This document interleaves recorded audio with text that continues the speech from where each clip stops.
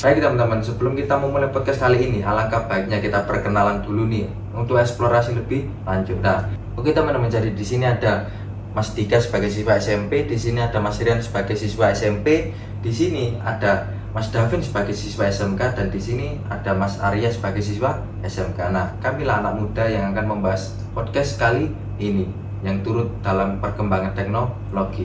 Kami ruang jejak generasi menapak jejak menggapai makna. Mari kita mulai. Dari tahun 2025 sampai 2030 perkembangan teknologi semakin pesat. Ayo kita ambil langkah dengan cara apa? Kita menyadari dulu, semakin perkembangan teknologi ini semakin pesat. Ingat, tidak semua masyarakat mempunyai akses terhadap teknologi. Loh, bagaimana itu ceritanya? Tadi katanya disuruh adaptasi, kok ini gak punya akses? Ya apa ya, bingung loh. Nah gini memang, oke, kita bedah dioncai lah algoritmanya gini. Gini Binyo, katakanlah gini, kamu sadar nggak sih kamu memakai ChatGPT, Gemini, DeepSeek segala macam, tools AI yang kamu pakai, kamu sadar nggak? Selama ini kamu dibuat ketagihan dulu. Oh itu sadar banget sih. Ya. Jadi ini cuma saja dalam berbagai hal ya, Ya. saya mencari ilmu dalam mungkin ilmu pelajaran, ilmu sekolah, Ya. atau ilmu pada kesehatan. Itu pasti saya ke ChatGPT, DeepSeek, maupun Meta AI di AI itu sendiri. Dan saya ini mikir itu, loh, kalau semisal ya dibuat ketagihan apapun AI, kalau tiba-tiba berbayar atau tidak gratis lagi, bagaimana itu? Ya gini, jadi memang kalau bahasanya ketagihan, jadi kan memang kita ada teknologi, kita ditawari tuh. Jadi semua perkembangan itu dimulai dari suatu tawaran. Ingat, perkembangan teknologi dimulai dari suatu tawaran. Ingat, ada ChatGPT masuk, oke, masuk ke katakanlah Indonesia ya. Jadi target katakanlah si pembaca ChatGPT tersebut ya, itu bagaimana si konsumen ini segala aktivitasnya itu bergantung kepada ChatGPT tersebut. Katakanlah gini, mulai dari modding, skripsi, proposal, tugas segala macam, bagaimana bersandar kepada ChatGPT itu sendiri. Awal masuk gratis loh, tapi kita dibuat ketagihan dulu. Ingat, dalam rentan waktu ini kita dibuat ketagihan. Lama kelamaan bergantung toh, semakin canggih. Tapi ingat, semua juga butuh katakanlah modal dalam pembuat itu sendiri. Jadi kita dibuat ketagihan dulu dengan suatu teknologi itu sendiri, katakanlah ChatGPT, tapi lama kelamaan akan dibuat versi berbayar.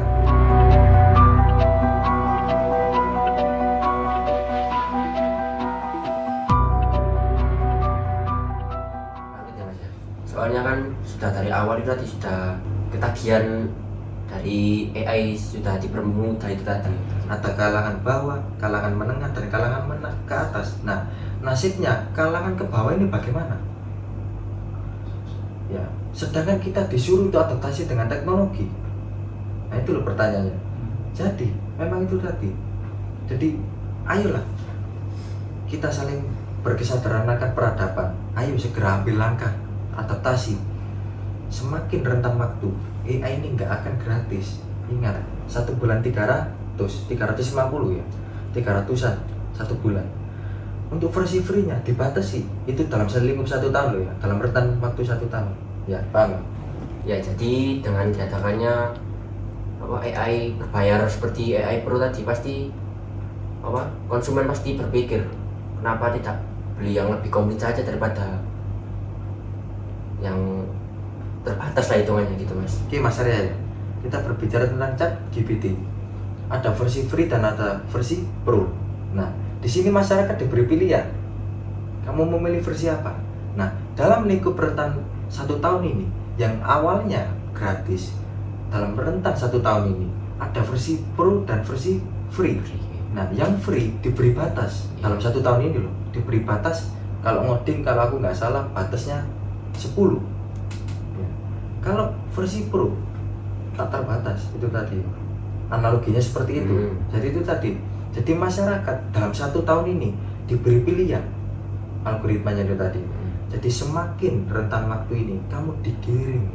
Jadi tadi kalau bahasa gamblangnya lah, mumpung belum katakanlah belum berkembang pesat, ayolah segera adaptasi ya dengan teknologi yang saat ini.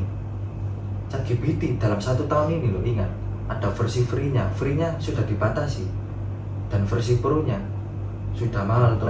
Bagaimana nanti 2026, 2027, 2028, 2029 sampai 2030? Bagaimana versinya?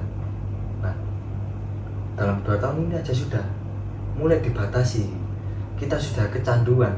Katakanlah kita yang sudah adaptasi, katakanlah punya keahlian lebih dalam AI itu mulai dibatasi. Aku ngoding dibatasi 10 versi free loh. Aku akhirnya berpindah opsi lagi ke Gemini, DeepSeek, Blackbox, Cloud segala macam. Jadi saling penopang satu sama lain ini ketersinambungan. Jadi terus bagaimana nasibnya 5 tahun ke depan ini? Sedangkan 2 tahun ini saja ChatGPT sudah dibatasi.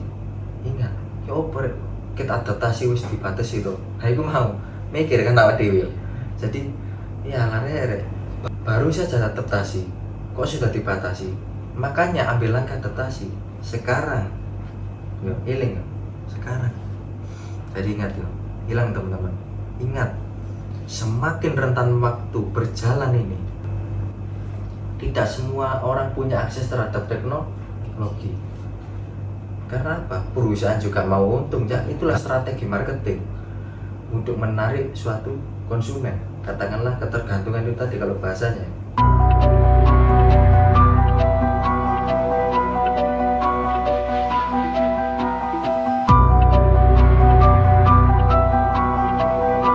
Hanya 30% masyarakat di Indonesia yang punya akses terhadap teknologi. Artinya apa?